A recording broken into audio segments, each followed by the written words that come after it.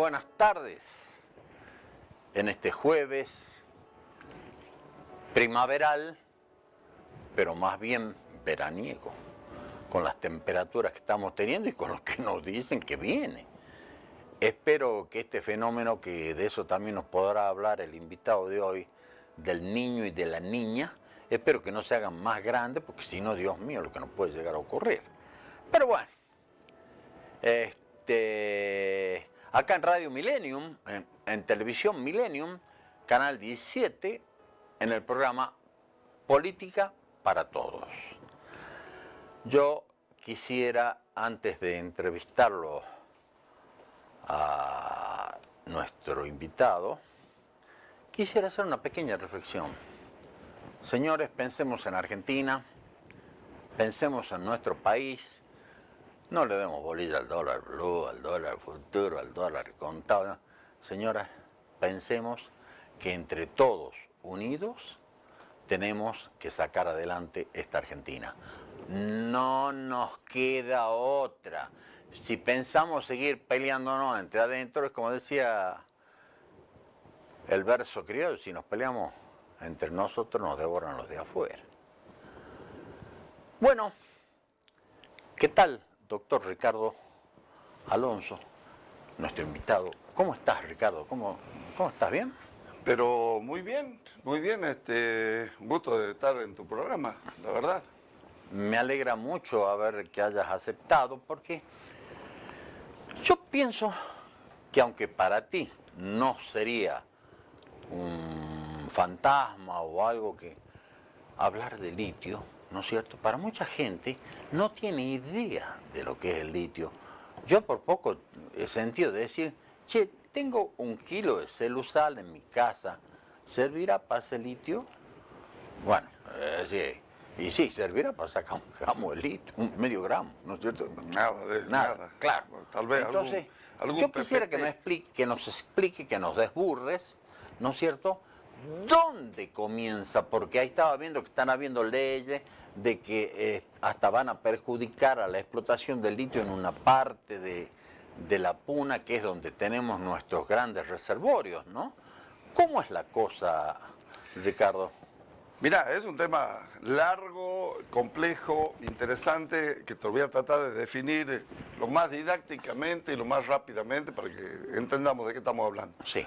El litio es un elemento químico, ¿no? Hay una serie de confusiones con eso.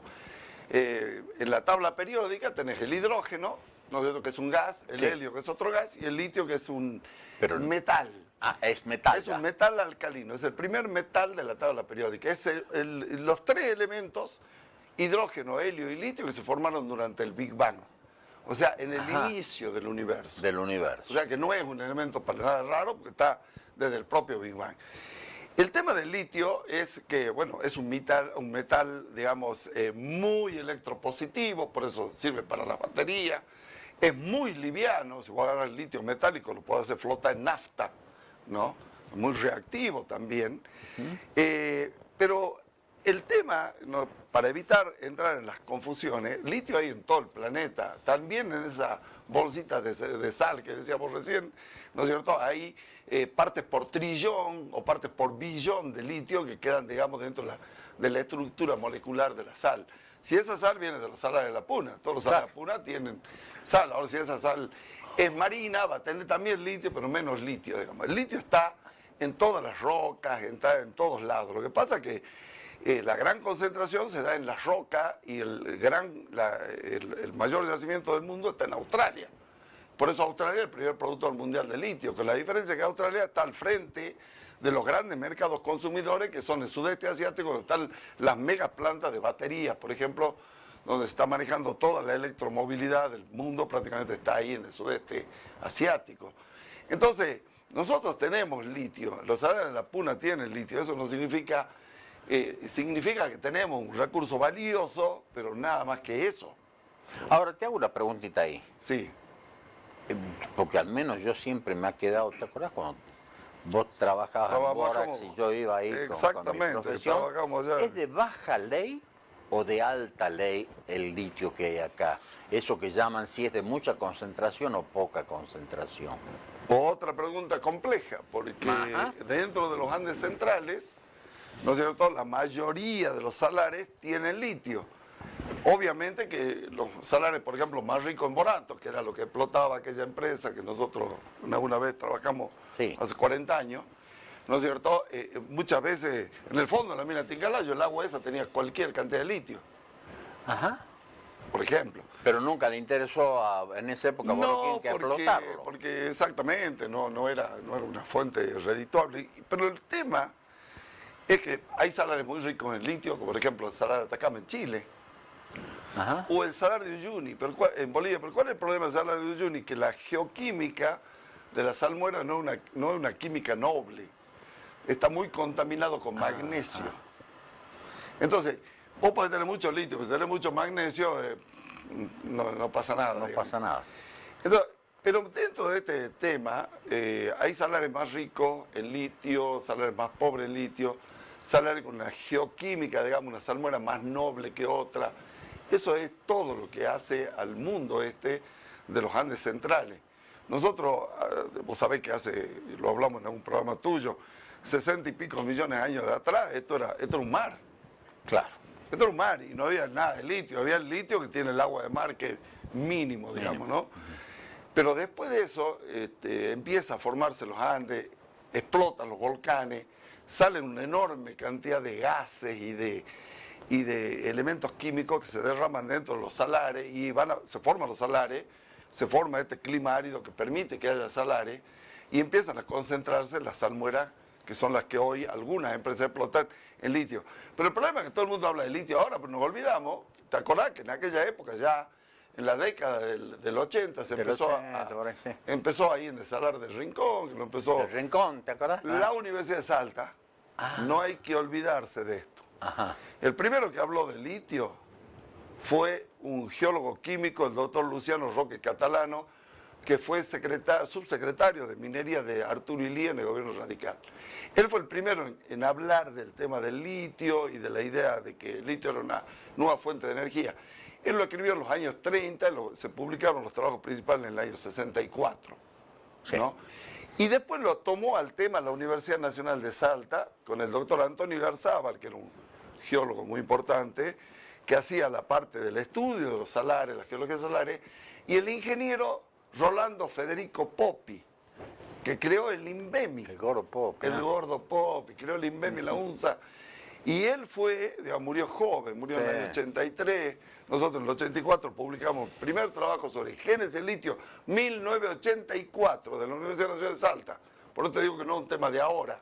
Ya publicamos un trabajo que se llama Génesis del litio, los salares de la Puna Argentina, que lo publicamos con el doctor Viramonte, con el geólogo Raúl Gutiérrez y con Rafael Argañará, que ya falleció. Ya falleció, claro. Así que bueno, todo esto, nosotros venimos arrastrando la idea y el estudio desde la universidad de la década del 80, por eso que no es una cosa de ahora. Claro. Ya la Universidad Nacional de Salta, el gobierno, a través de distintos gobiernos antiguos, ya se habían comprometido con esta historia del litio.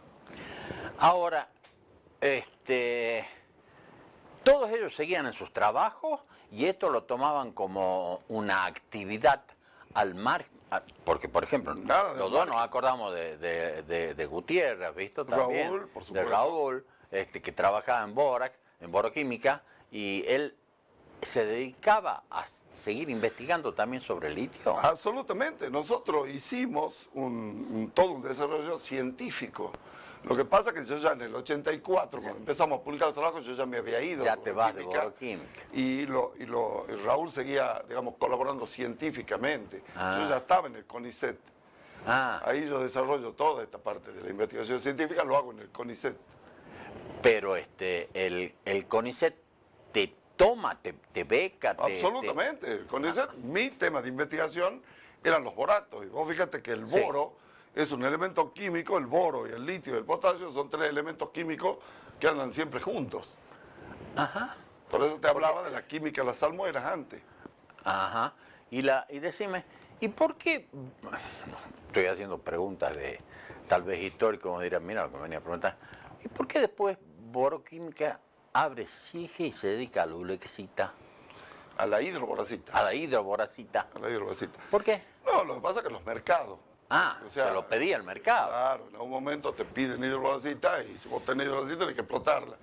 Lo que pasa es que la hidrobalsita tiene varias vertientes. Uno de los usos importantes es para la fibra de vidrio. Vos sabés que todo está hoy comunicado por fibra de vidrio, Claro. ¿no es cierto?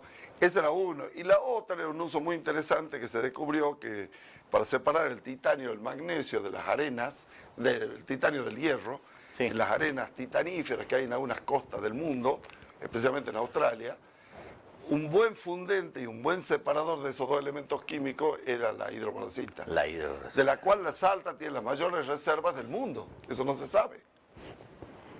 ¿Y por qué no es explotada? Litio, digamos, hidrobalsita y colemanita de Sí. Sierra de Sige Sí. son las mayores reservas de América Latina de boratos, Ajá. de esos dos boratos. Pero además, la hidrobalsita no hay en otro lugar del mundo, por lo tanto, nuestras reservas son las más importantes.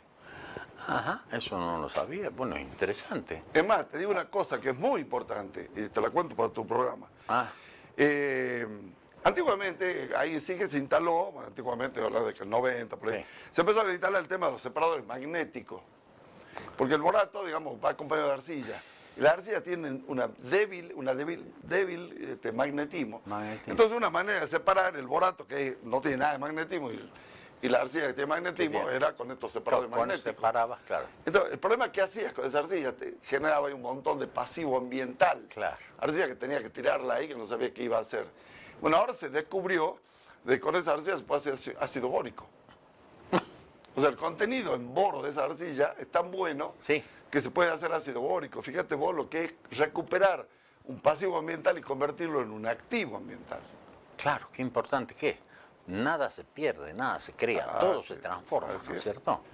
Es una cuestión de las leyes. Cuando se empezó a explotar Tincalayo, nosotros vivimos Sí. ahí en aquella época, con el ingeniero Ramiro Cornejo Torino, Claro. con Mario Rascocchi, con Mario. toda gente, Alberto Trunzo, Fillol, Tronzo. con Fillol. Y en esa época, digamos, se empezó a explotar Tincalayo, se explotaba una ley altísima, el bórax, el tetraborato de sodio deshidratado, que es el bórax, tenía, ¿no es cierto?, una ley de 36.5 de B2O3, o sea, anhidro bórico. Sí, Entonces, pues se buscaba la parte más pura. Después se empezó a sacar, ¿no es cierto?, 36, se bajó a 30, 28. Claro, iba 24. perdiendo ley. Cuando nosotros llegamos, Sí. estaba en 18. Ah. Y después siguió bajando.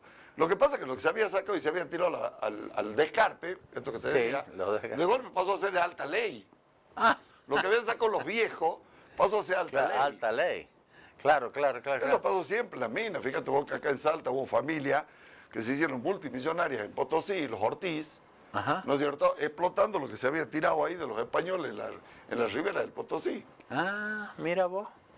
Claro, Así claro. que Miguel Serapio Ortiz, que fue gobernador de Salta, Sí, sí, sí, sí, sí. la casa estaba ahí, Bueno, pero volvamos al en la litio. plaza A ver, 9 de julio. ¿para qué me sirve el litio a mí? Bueno, ¿para qué no sirve, digamos? Ah, ¿para qué no sirve? Claro, vos tenés más de 1000 y pico de aplicaciones de litio. O sea, no solamente la electromovilidad que está de moda, las baterías de litio para los autos, para los celulares, todo el mundo hoy se comunica gracias al litio, ¿no es cierto? Ajá. Todas las baterías de los celulares son de litio. Son de litio ya todas. Entonces, el tema es, ¿para qué otras cosas sirve? Fíjate vos que nunca se sabía del todo qué pasaba con estos compuestos organometálicos, ¿no es cierto?, de la medicina, que son los que se usan para las cuestiones bipolares, manejo depresiva. O sea, las famosas pastillas de litio. Sí, ¿no? sí. Todo el mundo sabía lo de la grasa de litio. ¿Te acuerdas que ponía esa grasa colorada que se veía Colorada. que era hidrófoba? Entonces vos lavabas un auto y en la época que se engrasaba, no se lavaba la grasa. Claro. ¿No es cierto? claro. Otro de los tantos usos. Cuando vos viajas en un avión, ¿no es cierto? ¿Por qué seguir respirando dentro del avión? Porque hay estos aire acondicionado con litio, hidróxido de Ajá. litio, lo mismo los submarinos, lo mismo en cualquier ambiente cerrado, intercambiadores, ¿no es cierto?, que usan al litio. En la época que nosotros estábamos en la pugna, el litio era interesante porque, digamos, los isótopos del litio sirven para los reactores nucleares, ¿no es cierto?, para captación de neutrones. Y también en esa época se estudiaba, por eso venía a acordar la Comisión Nacional de Investigaciones Espaciales y Fabricaciones Militares, que habían Sí, pedido sí, todo sí, el sí, salar sí. del hombre muerto, era porque se lo usaba también como combustible espacial. Con 1 kilo de hidruro de litio, Sí. vos generás 2000 litros de hidrógeno. Ah, Entonces, mira la cantidad de uso. El otro día en una clase en la universidad les contaba el tema de la cerámica, ¿no es cierto? El tema de que cuando vino Menem, Carlos Saúl, a la planta de acá de Güemes, porque hay una planta ahí de la década del 90, en Güemes, donde Salta, desde 1990, en la década del 90, fabrica cloruro de litio y se exporta cloruro de litio desde Salta, que viene del Salar del Hombre Muerto. Y el que vino a inaugurar la planta era Carlos Saúl Menem, presidente de la Nación. Y nadie se dio cuenta, les regalaron unas pelotitas de golf. Y todo el mundo creyó que era porque le gustaba jugar al golf. No. Y el gringo le dijo, mire, le regalo estas pelotitas de golf porque están hechas, recubiertas con una sustancia hecha con litio. Que viene de acá. Claro. Entonces, bueno, no te digo la cantidad de cosas, le decía a mis alumnas, le decía ahí en la universidad, le digo, ¿ustedes saben por qué los frascos esos de perfume, un perfume francés que es chiquitito así y vale $100 o más? ¿No es cierto? Le digo, ¿por qué vienen esos frascos que son casi irrompibles? Se cae al piso, no se rompe, porque están hechos con litio. Ajá. Es un vidrio de litio. Así y el litio es el que le da la dureza. La resistencia, así como hay vidrio, pues, también lo mismo la cerámica, así como hay los vidrios de boro, ¿no es cierto? No podríamos tener una copa de vidrio si no tuviera boro en la estructura, porque si no el calor y el frío lo rompería el vidrio. Rompería, claro. Por eso hay que agregarle boro. Y cuando uno hace una fuente para el horno, el famoso Pirex, tiene que tener, ¿no es cierto?, una gran cantidad de boro. Un borosilicato para que pase de 800 grados en el horno a la temperatura ambiente de la losa de mármol de la cocina. Y no hay problema que con el calor se evapore un poco boro y traiga algún problema para la salud. Ninguno. Así como nosotros con la amalgama ya se ha descubierto que la amalgama con el mercurio no puede ser porque se libera mercurio durante el todo. Sí, pero el boro y el litio no tienen ningún tipo de problema. Ningún tipo. Hay otros elementos químicos, o sea, como decías vos recién, el mercurio, el talio, hay otros elementos, el selenio, el arsénico, que sí son problemática, el plomo. Hay elementos químicos que complican la salud. La salud, por eso los pueblos van a tener una vida y una química distinta en cada ser humano de acuerdo a las aguas y a los suelos que consumen. Claro, eso es importante. Por eso sí, la región. Un día me acuerdo, te cuento como anécdota porque le va a interesar a los oyentes. Un día estábamos ahí en Segovia, estábamos ahí frente al acuedoto de Segovia, una caliza hermosa ahí, y le digo, ¿por qué era tan rico todo esto? Si acá no se ve nada ahora. Y me dice por los caballos que iban allá a la conquista de América. ¿Cómo los caballos? Me dice, sí, todo esto eran campos de alfalfaria, de cebada y demás, donde los caballos consumían eso. Y como tenía tanto calcio, los huesos de los caballos eran como roca. Claro. Y esos eran los mejores caballos de la conquista. Venían de ahí, por eso era rica esa zona. Claro. Fíjate cómo se deriva el tema de las economías, ¿no? Claro. Y eso... Del mundo. Y eso la ciencia que va cada vez investigando y sabiendo más, te permite que sepas cosas de antes y lo que podés hacer ahora. Ahora decime, te hago una pregunta. Yo te traigo a vos aquí 1 kilo de litio. ¿Vos me podés hacer una batería? Primero define 1 kilo de litio. O sea, para hacer litio necesitamos 1 kilo de carbonato de litio grado batería. Que no es lo mismo. Necesitas distintos tipos de litio. El carbonato de litio grado batería, que por suerte acá en Salta lo estamos produciendo una empresa salteña. Hay tanto que se habla de la multinacional, hay una empresa salteña que produce el mejor carbonato de litio grado batería que va al sudeste asiático. Sí. Pero sí, el tema, yo sé por dónde viene tu pregunta, es por el tema que todo el mundo habla de que tienen que venir a poner fábrica de baterías. Lo que escuchas políticos importantes habla de la fábrica de baterías. Sí. El problema no es la batería, o sea, nosotros tenemos litio, el litio es un 3% de la batería. Y además la batería tiene grafito, de la que en la Argentina no tenemos 1 miligramo, cobalto, que en la Argentina no tenemos ni 1 miligramo, cobre, de la cual tenemos, ¿no es cierto?, cientos de millones, la Argentina tiene 60 millones de toneladas de cobre, ¿no es cierto?, metálico, cubicada, pero no explotamos nada o poco, ¿no? Y después todos los plásticos especiales. Para que de contenedor, digamos. No es, o sea, una batería requiere toda una tecnología, no es la batería clásica que nosotros hacíamos para el auto ahí, en cualquier fábrica, de cualquier lugar de la ciudad. Claro. No es cierto, una batería de plomo y ácido sulfúrico, no, esto es otra cosa. Claro. Ahora decime una cosa, Armando Galón. Y más cuando se trata de una batería de un celular, que la lleva en el bolsillo, te puede... Claro. Bueno. Chica, Armando Galoni, ¿él hace baterías de litio? ¿O qué hace? Sí, ellos empezaron con la batería, todos los proyectos que se hagan en orden a buscar, pero vuelvo a repetir, tenés litio y qué más. Ajá. ¿Y él de dónde saca el qué más? Bueno, ahí viene el tema, ya ahí es una cuestión económica. Si yo logro conseguir esto, conseguir lo otro, conseguir hacer la batería en buena hora. Bueno, claro. En buena hora. Claro, porque él me contaba un Ahora, día. de ahí, ¿no es cierto? Es decir, vamos a exigir que vengan a poner una fábrica de batería, y más venía a poner 20.000 millones de dólares.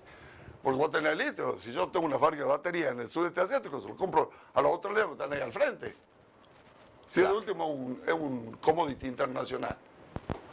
Ajá, ajá, ajá, ajá.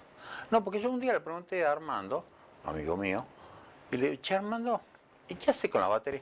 Y estas baterías hacen arrancar aviones, por ejemplo, me dice. Maravilloso. Se Las logra que hacer yo, una batería las para que yo arrancar vendí el otro aviones. día, aerolíneas o LATAM, no sé, LAM, no sé quién, le compro como 9, 10 baterías. A mí me parece maravilloso y si es así, lo felicitamos. Pero de todas maneras, hoy, por ejemplo, uno de los usos interesantes de la batería es cómo baja, ¿viste? Vos pones un turbio. ¿Te acuerdas los guanaquitos, esos que teníamos en la puna? Eso que giraba ahí con el viento y cargábamos esas baterías de plomo que no tenían mucha capacidad. Bueno, hoy una batería de litio te permite justamente eso, bajar y tener una buena capacidad, ¿no es cierto? ¿Cómo es? O sea, bajarla de lo solar o de lo eólico, son dos energías limpias. Ajá. Que las podés bajar a una batería de litio y la usas como energía. Ah, Que es muy importante eso, porque muchas veces confundimos litio como energía. Y litio no, es un acumulador de energía. Vos a un auto le tenés que poner energía. ¿Y de dónde viene esa energía? claro. ¿De dónde viene esa energía? Ahora, ¿los autos eléctricos que se están fabricando son con baterías de litio? Los autos eléctricos son, bueno, viste que hay eléctrico, híbrido y... Claro, no, híbridos no, Convencional. eléctricos nada más. Sí, bueno, pero son los que van haciendo... Los eléctricos, obviamente, son una batería de litio. ¿Y qué autonomía le da a un auto eléctrico? Eso ha ido variando, ¿viste? Esto es como las computadoras. Cuando empezaron las computadoras, vos, ¿viste? Teníamos disques así y tenía 3,5, no sé cuánto eran. Ya ni me acuerdo los K que usábamos. Hoy, ¿sabéis qué? Vos viste, o sea, se amplió enormemente la capacidad, la memoria y todo lo demás y bajó a pequeñísimos chips. Chips, La claro. información. Entonces, en esto va lo mismo. Yo me acuerdo cuando vino originalmente, no sé, una empresa francesa que está acá en Salta y todo, siguió todavía. Me acuerdo que habían diseñado un auto, habían dibujado un auto arriba de la batería, pero la batería tenía 1 metro cúbico. El autito era el dibujito arriba. Entonces, esas cosas van evolucionando. Una cosa es lo que hablábamos en la década del 70, del 80, los 90, de los 2000 y ahora. Claro. Pero no hay que olvidarse que el Salar de Atacama está explotando, en Chile, está explotando el litio del año 74. Ah, los chilenos nos llevan la delantera. Sí, Ah, muchísimos años. ah, Muchísimos años. claro. Y ellos a Mediados de los 70. ¿A quién exportan el litio? Es claro, ellos dan A al todo el mundo. Pacífico y A también todo el tienen mundo. posibilidad de llegar a Están todo ahí el en el Salar de Atacama, hace unos cuantos kilómetros, están en la costa del Pacífico, en los puertos de agua profunda. Claro. Eso es una gran cosa. Nosotros, En Chile, el Salar de Atacama está dividido por la mitad. Una mitad lo tiene una empresa, la otra mitad lo tiene otra empresa. Ajá, Para no molestarse, digamos, claro. de que yo te estoy sacando la salmuera vos, me estás salmuera. Porque los salares están abajo todos interconectados. Esto quiere decir que a nosotros, ya hablemos de algo, pongámosle político, nos vendría muy bien que la ruta transoceánica la hagan bien hecha y con toda la de la ley y por ahí saquemos grano, litio, de todo y lo mandemos hacia la zona del Pacífico. Esa fue la idea original del famoso C-14. Ah, Semejante obra, orgullo de Salta para la humanidad. ¿y qué pasó? Semejante obra. ¿Y qué pasó? Hoy sería Nadie le dio bolilla. imposible hacer esa obra. ¿Por lo que cuesta? Imposible. Por lo que cuesta, por lo que significa. Cruzar una cordillera con una obra ferroviaria como esa, Claro. lo que significó esa obra en vidas. Yo siempre digo, acá en Salta estamos llenos de apellidos terminados en ich, que son todos croatas, y que todos vinieron a trabajar al ferrocarril Guaytiquín y terminaron trabajando acá, la mayoría en las minas de la Puna, los Suitanich, los Bujovic, Claro. toda la familia Claro. esta, Beinovich, todos se fueron instalando ahí en la puna para explotar, veían las riquezas que había, empezaron a explotar el oni, la sal, todos los minerales que había en la puna, así comenzó. Sí. Pero ¿vos decís que es imposible hacer algo de eso así? ¿La ruta? ¿La ruta? Pero es una gran obra que hay que... la obra está, la obra está, la ruta 51 está. Lo Claro. que hay que terminar de hacerla, Claro, para que pero pueda ser una ruta, ni la pavimenta. para que sea el verdadero corredor bioceánico y que pueda unir, digamos, Brasil o Paraguay con Chile. Claro. Y donde nosotros seamos el núcleo de todo eso. ¿Y por qué lo que se ha hecho esa famosa ruta del Paso de Jama, yendo por Jujuy, Bueno, y no la han llevado por Guaytiquina? Porque los jujeños han tenido una política consecuente a lo largo del tiempo y ellos han privilegiado siempre la historia del Paso de Jama. Todos los gobiernos apuntaron al Paso de Jama, por eso ellos tienen el Paso de Jama. Y nosotros tenemos un paso mucho mejor que el Paso de Sico, Sí. pero lamentablemente, porque también teníamos Guaytiquina, que hoy está todo lleno de minas, de minas después de la guerra. Después de la guerra. Del famoso tema del conflicto con Chile, ¿no es cierto? Y después tenemos más allá otros pasos que son impasables, como Socompa y demás. Sí. Pero el verdadero paso de Sico es un hermoso paso, suave, baja todo hasta el Salar de Atacama, bueno, pero los salteños nunca nos hemos puesto las pilas para hacer una obra de todos los salteños, que haya una continuidad política de 40, 50 años y no de un gobierno al otro.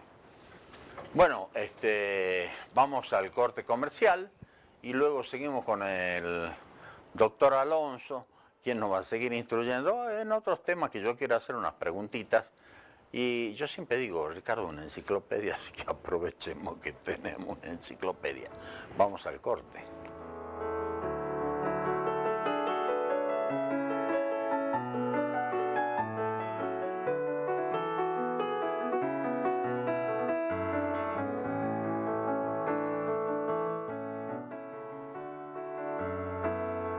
La importancia del desarrollo del litio, no solamente para el presente, sino para el futuro de la República Argentina. 3 provincias justamente como protagonistas de este desarrollo. Estamos hablando de Jujuy, de Salta y también de Catamarca. El litio representa una excelente oportunidad para nuestro país, ya que Argentina, junto con Chile y Bolivia, conforman el llamado Triángulo del Litio, conforman el 65% de las reservas mundiales de este mineral fundamental en el proceso de transición energética. El llamado oro blanco es hoy la estrella de la minería global, buscado por su imprescindible presencia en el futuro masivo de los autos eléctricos, computadoras portátiles, celulares y baterías. Argentina hoy actualmente es el 4º productor a nivel mundial de litio, entonces tiene una industria con buena perspectiva para comenzar a desarrollar. Y en reservas tenemos casi el 30% de todas las reservas a nivel mundial, es muchísimo. El potencial es importantísimo, la industria se está desarrollando, está creciendo, no es una industria que tenga tantos años, de hecho hemos triplicado casi nuestra producción en los últimos años.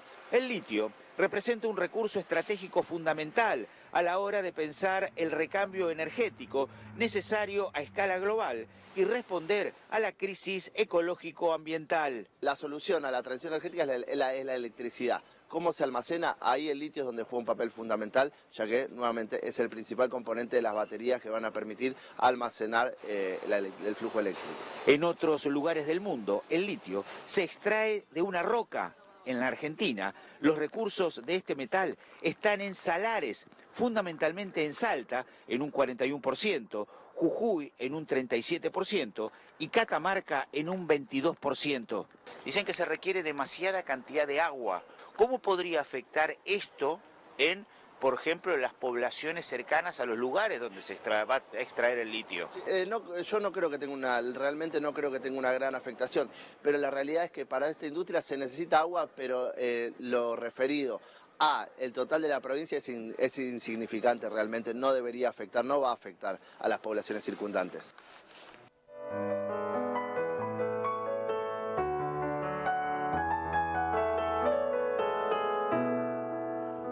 Proseguimos con nuestro programa acá en Millennium Canal 17 con el doctor Alonso y bueno, hemos visto un pequeño pantallazo de lo que decía un joven, que me parece que era muy joven, que puede ser que tenga su experiencia yo, o no, yo no soy quien para criticarlo, pero ¿qué opinas de todo esto, doctor Vos? Bueno, lo hemos hablado, ¿no? Prácticamente, digamos, salvo que ha dicho, por ejemplo, que es una cosa muy nueva, y vuelvo a repetir, desde el 90 acá en Salta estamos produciendo cloruro de litio en Güemes, somos grandes exportadores. La Argentina ha estado, digamos, es el tercer prácticamente productor mundial de litio, porque China, digamos, recibe el litio, lo procesa. Los salares del Tíbet no se trabajan por el mismo problema que tiene Bolivia, el problema del alto magnesio, ¿no? Ajá. Pero bueno, siempre están estos, digamos, eslogan, como por ejemplo el oro blanco. Resulta que cuando los boratos era el oro blanco, el algodón era el oro blanco, los nitratos del Pacífico era el oro blanco. El oro blanco. Entonces, sí, cada vez que, bueno, hay otras cosas también que se llaman el oro blanco, pero hay muchas cosas blancas que se llaman oro, y resulta que no todo lo que brilla es oro, ni todo lo blanco, claro, es, bueno, etcétera. Sí, sí. Pero está bien, el análisis está muy bien, muy bien, porque efectivamente es así, ¿no? Sí. Efectivamente es así, ahora, salvo detalles menores, digamos, está bien, señaló esto que te digo. O sea, el litio, vos podés hacer una batería para acumular energía, pero no genera la energía. No genera, pero acumula. Exactamente. Ahora, yo tengo una pregunta. ¿El salar del hombre muerto es el salar más grande que tenemos nosotros? No, el salar más grande que tenemos nosotros es Arizaro. Es Arizaro. Y ese Arizaro ocupa parte de Catamarca, Jujuy y Salta. No, Arizaro es 100% salteño. ¿Salteño? ¿Hombre muerto no? Salteño. Hombre muerto era 100% salteño hasta que, bueno, ese límite con Catamarca. Las malas políticas nuestras hicieron que se fuera quedando del lado de Catamarca. Claro. Pero siempre fue un salar salteño, toda la vida fue un salar salteño. Claro. Y Arizaro está 100% en territorio salteño. Y Arizaro es el tercer salar más grande de los Andes centrales. ¿No es cierto? Tiene Uyuni, Atacama y Arizaro. Y Uyuni es uno Uyuni que en no... Bolivia, Atacama en Chile. Que no se da mucha Bolivia. No se da mucha bolilla, digamos. Uyuni tiene el problema que no sacó nada de litio por la sencilla razón de las cuestiones políticas y demás. Claro. Y además el contenido de magnesio, vuelvo a repetir, que es complicado, ¿no es cierto? ¿Por qué lo molesta el magnesio? Y otra cosa que dicen, todo el mundo habla del triángulo. ¿Y por qué se olvidan de Perú? Si el sur de Perú también tiene los mismos salarios que nosotros. Laguna Salina, un gran salar ¿Y produce muy litio? rico en litio. No, pero tiene un salar hermoso y con un alto contenido en litio. El mayor yacimiento de boratos de Perú es Laguna Salina. Claro. A ver, desburrame. Entonces un rectángulo de litio en un triángulo. Un rectángulo, claro. Cambiemos geométricamente la cuestión. Exacto. Dime una cosa, ¿qué tiene que ver el magnesio con el litio? ¿Por qué lo perjudica el magnesio al litio? Hay elementos químicos que te perjudican, digamos, ¿no es cierto? Si vos tenés el borato con arsénico, te perjudica, si tenés el litio con magnesio, te perjudica. ¿Por qué? Cuando vos haces el método tradicional, ¿no es cierto?, por cada punto de litio que tenés, ¿no es cierto?, o sea, por cada punto de magnesio, por las relaciones, los salarios nuestros, el máximo que tenemos es 1,10. 1 de litio, 10 de magnesio. En Bolivia es 1,30.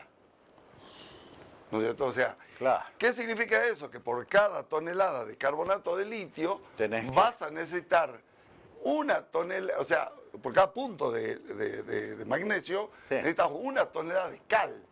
Claro. O sea, no es lo mismo 30 toneladas de cal que 5 o 6 como tenemos nosotros. A eso sumale todos los demás elementos para bajarle los elementos químicos a las salmueras, se llama liming, necesita, ¿no es cierto?, sulfato de sodio, y finalmente para hacer el carbonato de litio, el carbonato de sodio. Entonces hay toda una cantidad de sal. Por eso también cuando se habla, y esto sí es muy importante resaltarlo y remarcarlo, estuvo muy bien el muchacho ahí, porque no mencionó nada, el tema de hacer batería y todo eso. El tema de la cadena de valor, ¿no es cierto? La cadena de valor, para nosotros, llegar al cloruro de litio, carbonato de litio, hidróxido de litio, fosfato de litio, ya es la punta de la cadena de valor. Es un trabajo. De ahí, ¿no es cierto?, saltar geométricamente una batería, vuelvo a repetir, sí, está bien, tenemos litio, ¿y qué más? Claro. Perfecto, ¿y qué más? Claro. Porque si yo tengo que traer lo que vale el cobalto a nivel mundial, Sí. lo que vale el grafito. No tengo nada de eso, lamentablemente. Vos sabés de que nosotros usamos el cobalto, aún lo Aún. usamos con las prótesis de cromo cobalto, Claro. que ya no se usan porque han sido reemplazadas por otro tipo de prótesis como las flexibles y todo ello. Y tratamos, es decir, se ha estudiado de que el metal no es bueno que esté en la boca, ¿no es cierto? Porque claro, estamos continuamente con nuestra saliva y la oxidación y bueno, un montón de cositas que tal es así que cuando nosotros hacemos una obturación ahora en una amalgama, ya nos pone más, una obturación molar, ya nos pone más amalgama. Por eso que te contaba la liberación continua del mercurio, ¿no? Y que es pobre riñón. Entonces ahora todo se ponen sustancias que son plásticas. Duran menos. Yo me encuentro con pacientes y que veo que lo dicen con mucho orgullo. Esta amalgama me la hizo el doctor Pirulín hace 45 años. Yo le digo, pobrecito de vos, hace 45 años debe tener caries hasta en el estómago. ¿Has visto? Entonces, Y bueno, ahí claro. está, zapatero a tus zapatos. claro, entonces saquemos todo eso y hagamos y pongamos todo lo que debe ser. ¿Vos alguna vez integraste a la cuenca del Bermejo? No, así oficialmente, sí, he colaborado mucho con Julio Argentino San Millán, el doctor San Millán. Hicimos algunas conferencias, estudiamos el tema. Desde el Centro de Estudio Juan Domingo Perón. Entre los temas, que tratábamos ahí, surgió el tema el tema del Bermejo, el tema de la minería, se trataban muchos temas, se buscaban los especialistas, temas de salud, de educación, en fin. Y con el doctor San Millán él siempre fue un gran propulsor, interesado en todo lo que es el tema de la cuenca del Bermejo. Sobre todo ese tema de la navegabilidad del Bermejo, la hidrovía, volver a hacer eso, canalizar ese enorme río, ¿no es cierto? Sí. Que podría generar una nueva pampa húmeda ahí en medio del Chaco. Claro. En fin, eso ha sido siempre el sueño de alguna manera. Pasa que el río Bermejo, ¿no es cierto?, ha tenido un problema en 1865, ¿no es cierto?, un señor de Orán que estaba cansado de las inundaciones cuando venía el río, ¿no es cierto?, por ahí por Orán, ¿no? Entonces agarró y dijo, che, ¿por qué no lo cortamos ahí arriba, por la zona del Pescado? Hacemos un desvío ahí. Ajá. No tengo mejor cosa que hacerle un canal al río. Lo mismo que alguna vez hablé con tu padre de lo que pasó acá en el Río Ancho. Sí. También a uno no se le ocurrió mejor cosa que cortar ahí. Que cortar. ¿Cierto? Y por eso tenemos el río ancho, cuando uno va a hacer río, encontrar un canalcito mínimo, y dice de agua. río ancho. Sí, río ancho, ¿por qué río ancho? Claro. Antes era un enorme río, hasta que a alguien se le ocurrió cortarlo ahí donde está la casa, viste, arriba de los Dávalos. Ahí De los Dávalos, sí. Bueno, ahí cortaron abajo, desviaron el río, hicieron un desastre con toda la cuenca hidrológica de acá del Valle del Lerma. Bueno, lo mismo pasó allá. Por eso tenés el cañón del Iruya. Se terminó armando. No sé que sentí hablar del cañón de Iruya. ¿Y por qué se formó el cañón de Iruya? Porque se empezó a profundizar toda la cuenca aguas arriba. Vos cuando haces, lo mismo cuando se hizo el Cabra Corral, cuando vos haces un embalse, vos tenés que calcular muy bien cómo va a reaccionar la cuenca hacia arriba. Ahí empiezan arriba, no abajo, claro. Hacia arriba. Todo el mundo piensa para abajo cómo va a largar agua, cómo va. Abajo es como regula el agua, pero hacia arriba es como empiezan los procesos erosivos, ¿no es cierto? Cuando cambia el nivel de base empieza a acomodarse de vuelta todo. Y hoy tenemos un problema serio en todo el Valle del Lerma y en toda la región, que no es solamente por el Cabra Corral, sino de que hay las cuencas están aportando mucho más material a los ríos que lo que los ríos pueden transportar. Nosotros tenemos ríos en inflación, ríos obesos, ¿no es cierto? Por eso es que cada vez los cauces están más arriba, los puentes están cada vez más bajos, ¿no es cierto? Y las inundaciones se producen permanentemente porque el agua vive entrando, porque claro, antiguamente el río venía allá abajo y la tierra estaba acá arriba. Ahora nota que el río viene acá arriba y la tierra está acá abajo. Claro. Yo me acuerdo que yo era chico, íbamos ahí a Corralito, y vos veías el río allá abajo, te daba miedo. Sí, te daba miedo. De la profundidad que venía, ahora lo tocas con la mano. La diferencia entre el cauce y el puente no llega ni a medio metro. Ni a medio metro. Y eso, claro, es... Y entonces, el aporte de la cuenca. Sí. Por eso que cuando por ahí vienen estas críticas, que "Ay, no, que cómo van a sacar el árido de los ríos", no. Lo que hay que hacer es sacar el árido de los ríos, pues si no después vamos a tener que pagar fortuna para sacar el árido de los ríos. Para sacar el área de los ríos, claro. Ahora, ¿por qué nunca tuvo éxito la canalización esa? ¿Por La qué del nunca Bermejo. tuvo éxito? Claro. ¿Por qué nunca tuvo éxito? Es decir, Y porque porque son la esas- comisión del Bermejo es algo que existe desde que yo tengo uso de razón. Porque son esas grandes obras que para colmo son, no sé, es binacional, ¿no? Porque Sí, solamente es con binacional con Bolivia, Bolivia, creo. sí. Paraguay no sé si entra, creo que no entra No, para no, nada no. con el Bermejo. Es más, el Bermejo llega ahí al río Paraguay. Bueno, son esas grandes obras que necesitan enormes capitales y políticas de Estado duraderas. Claro. Y tiene algo que ver lo que dijo el general Perón con que si no querés que algo progrese, forma una comisión, o no tiene nada que ver. Si usted quiere que algo se haga, déselo a una persona. Si quiere que no se haga, déselo a una con comisión. una comisión. Y Claro. lo mejor de todo es lo que dijo al final. Dice, ¿qué es un camello? Ah, Es un caballo diseñado por una comisión. Sabias palabras del general.